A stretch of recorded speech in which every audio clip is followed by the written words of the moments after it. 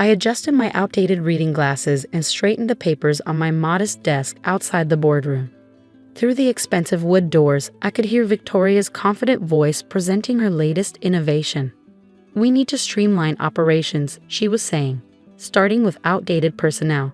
By outdated personnel, I knew she meant me, Margaret Wilson, the seemingly simple executive secretary who'd been with the company for 30 years. What she didn't know was that I founded Global Dynamics in my garage, building it into a billion-dollar tech corporation while maintaining my anonymity. Speaking of which, Victoria continued, "We really need to discuss Ellen from the front desk. She's been here far too long, and frankly, she's not the image we want to project." I glanced at my practical shoes and simple cardigan, my carefully crafted disguise. For years, I'd worked this way, observing my company's culture from the ground level, while another woman played the role of CEO in public appearances. "Ellen's been with us for decades," Thomas from HR protested weakly. "She knows every aspect of operations." "Exactly my point." Victoria's voice dripped with disdain. "We need fresh blood, not old secretaries who can barely handle email." If she only knew I'd written half the code that ran their email system. My son James, Victoria's husband and our chief technology officer, cleared his throat uncomfortably. "Maybe we should focus on the quarterly projections." "No, this is important," Victoria insisted. "Do you know what happened yesterday?" I asked Ellen to prepare my presentation slides, and she suggested improvements to my technical specifications. A secretary trying to correct my work. I smiled slightly, remembering the glaring errors I'd spotted in her proposal. "The board meets tomorrow to review senior management positions," Victoria continued, "and I think it's time we discussed modernizing our support staff. Starting with Ellen." My phone buzzed. A message from Sarah, my trusted friend who played the role of CEO in public. "Ready to end this charade?" "Almost," I typed back. "Let's see how far she goes." The boardroom door opened and Victoria strode out, designer heels clicking on marble floors. She paused at my desk, looking down at me through expensive frames. "Ellen, be a dear and get me the employee termination forms," she said sweetly. "Oh, and you might want to update your resume. Changes are coming." I peered at her over my fake reading glasses. "Changes, Ms. Harrison." "Progress, Ellen. Something you wouldn't understand," she smiled coldly. "We can't all keep up with the times." If she only knew I'd pioneered half the technology she claimed to understand. "Of course, Ms. Harrison. Will there be anything else?" "Yes, actually.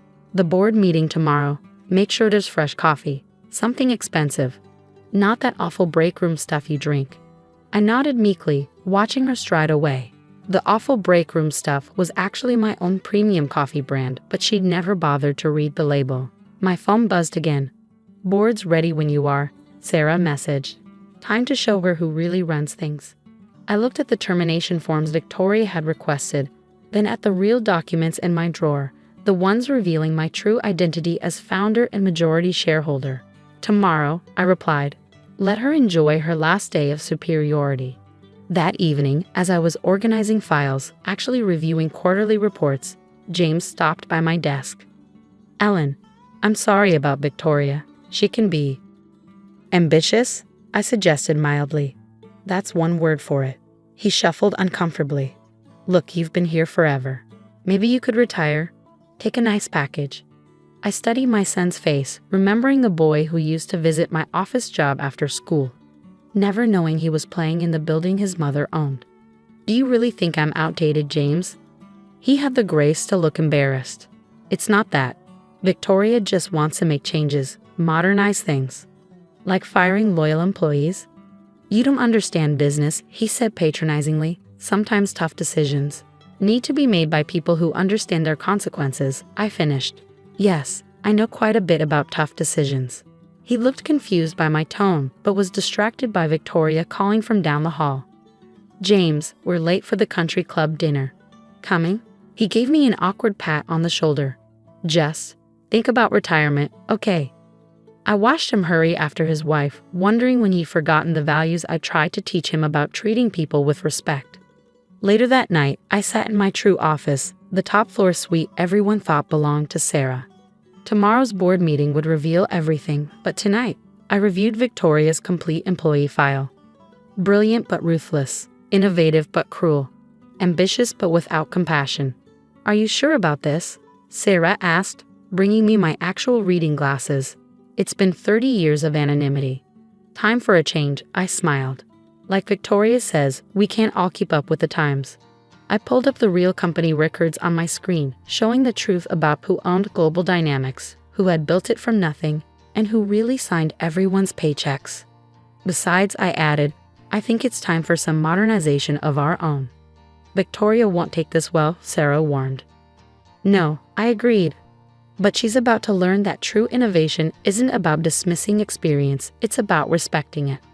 I looked at tomorrow's agenda, where Victoria would present her plan to streamline operations by firing the old secretary who'd built the company she was so eager to reshape. Sometimes I thought the best lessons about progress come from the very people you're trying to leave behind. The next morning, I arrived early, wearing my usual modest outfit. Victoria was already there, pacing the hallway in her designer suit, rehearsing her presentation. Ellen, she barked, spotting me. Where's that premium coffee I asked for? Right here, I said, gesturing to the brewing pot. From my personal supply. She sniffed dismissively at the unmarked container. This better not be that cheap stuff you usually make. I bit back a smile, watching her drink the $100 per pound coffee I developed as one of our subsidiary company's signature products. Actually, Ms. Harrison, this is. Don't care, she cut me off. Just make sure the boardroom is perfect. The CEO's coming today. Oh, I know, I murmured, straightening paper sheets scattered across my desk. The board members began arriving, each nodding politely to me, the invisible secretary they'd never really noticed. Sarah walked in last, playing her role perfectly in her power suit and carefully practiced authority. Ellen, she winked discreetly, shall we begin? Victoria rushed forward. Sarah, I'm so glad you're here. I have some exciting proposals about modernizing our operations. I'm sure you do, Sarah replied coolly. Ellen, would you join us, please? The secretary? Victoria's perfect eyebrows shot up. This is a closed board meeting. Yes, I agreed, removing my fake reading glasses. It is. James arrived just then, almost dropping his tablet at seeing me enter the boardroom. Ellen, what's going on? Please, everyone, take your seats, Sarah announced. There's something you should know about Ellen, or should I say Margaret Wilson? Victoria laughed sharply. Who? The founder and majority owner of Global Dynamics, Sarah said, stepping aside as I took the CEO's chair. Your actual boss for the past 2 years. The room fell silent. Victoria's face went from confused to pale to bright red in seconds. This is ridiculous, she sputtered. She's just a secretary. Actually, I said, dropping my meek demeanor, I'm the woman who built this company from nothing. The one who developed our core technologies. The one who's been watching how you treat inferior employees. James collapsed into his chair. Mom? Hello, sweetheart, I smiled, surprised to see what your outdated mother actually does for a living. Victoria's hands trembled as she gripped her presentation folder. But Sarah's the CEO. Sarah's my dear friend who plays CEO for public appearances, I explained, while I observe how my company really runs. How people behave when they think no one important is watching. This is a joke, Victoria insisted weakly. I pressed a button, and my achievements filled the screen behind me. Patents, innovations, awards received under my real name but never publicly claimed. The coffee you just called cheap, my premium brand. The email system you think I can barely use, my code. The technical specifications you dismissed yesterday, my improvements. The board members shifted uncomfortably, no doubt remembering every time they'd ignored or dismissed Ellen's suggestions. But why? James asked. Why pretend to be a secretary? Because character shows in how you treat people you think can't help or hurt you, I said quietly, something you seem to have forgotten. Victoria straightened her spine. Fine, you're the owner, but my proposal is for modernization. You mean your plans to fire experienced employees because they don't fit your image of success? I interrupted. Yes, let's discuss those. I pulled up her personnel file. You're brilliant, Victoria. Your innovations could help this company grow. But your treatment of others? That's not leadership. It's bullying with a corner office. I was just trying to improve things, she protested.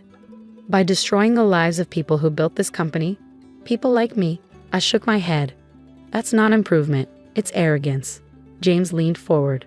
Mom, I'm so sorry. I should have. Should have what?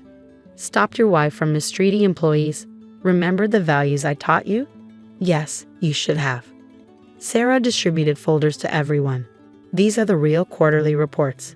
As you can see, our outdated employees have been instrumental in our success.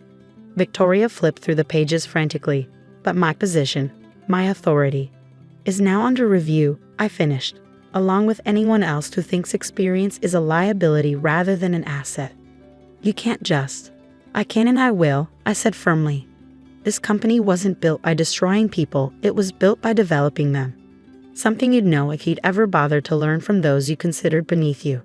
The board members nodded in agreement, many looking ashamed of their own behavior. So what now? James asked quietly.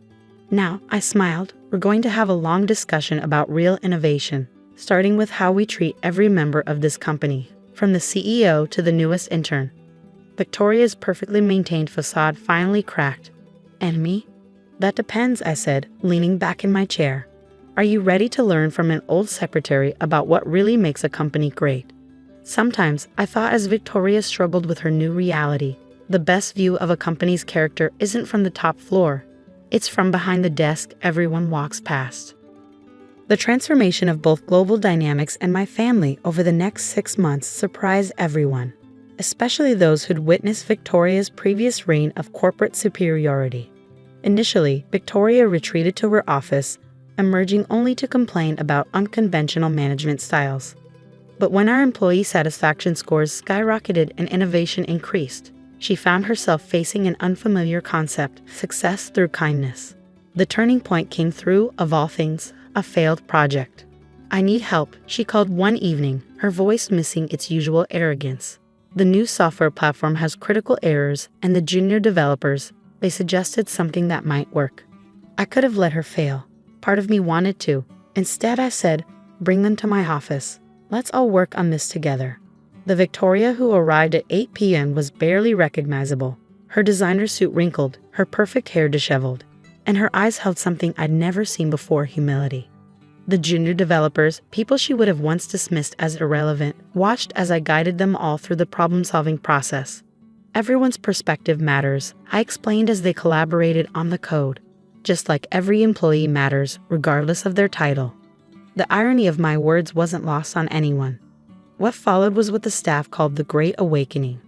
The woman who once couldn't be bothered to learn employees' names now spent lunchtimes mentoring junior staff. Victoria actually debugged my code today, a young developer told me proudly. She didn't even mind when I found a mistake in hers. James, showing more growth than I'd expected, started a company-wide initiative to recognize contributions from all levels. He worked alongside entry-level employees, learning their challenges and ideas. One day, I overheard him tell Victoria, "Why didn't we see how much talent we were ignoring?" Victoria set down her coding manual, hands trembling. "Because we were too busy looking up to look around," she admitted softly. "We thought authority came from position, not wisdom." "Like how we treated Mom." "Yes," she whispered. "Your mother built an empire while serving coffee, and we were too blind to see past our own ambition." The real breakthrough came during our first company-wide innovation summit. A maintenance worker presented a brilliant efficiency solution. The old Victoria would have ignored him. The new Victoria spent hours helping him prepare his patent application. "This is real progress," she said afterward. "Not just in technology, but in how we value each other." Later that evening, as we closed the office, Victoria lingered by my desk. "I've been thinking," she said quietly, "about my role here." "Oh, yes, I'd like to start a mentorship program. But not just for executives, for everyone. Teaching and learning from each other." I studied her face, looking for any trace of her old superiority. Found none. "That's a wonderful idea," I said carefully, "but it would mean admitting you don't know everything." "The best leaders are eternal students," she replied, watching a janitor teach a programmer about efficient system maintenance. "I just wish I'd learned that sooner." James, who'd been pretending not to listen, joined us. For the first time ever, he looked at me with complete understanding. "Will you help us?" Victoria asked. "To build something better this time?" "Better," I smiled. "We'll all do it together." and learn plenty along the way. I looked at them both uncertainly. If you're ready for that? They nodded, watching years of corporate hierarchy dissolve like obsolete code. As we left that night, James pointed to our company's new motto: innovation comes from every level. Yes, I agreed, watching Victoria hold the door open for the cleaning crew. And sometimes the best leaders are the ones who learn to follow. The office lights dimmed behind us, but the glow of transformation lit our way forward. In the end, it wasn't about titles or power or even corporate success. It was about learning that true innovation isn't found in corner offices, it's found in the hearts and minds of every person who walks through our doors. As Victoria often says now, the best companies aren't built from the top down. They're built by valuing every voice, even the ones you once tried to silence. And sometimes, the greatest authority isn't the power you display, but the wisdom you gain from pretending to have none at all.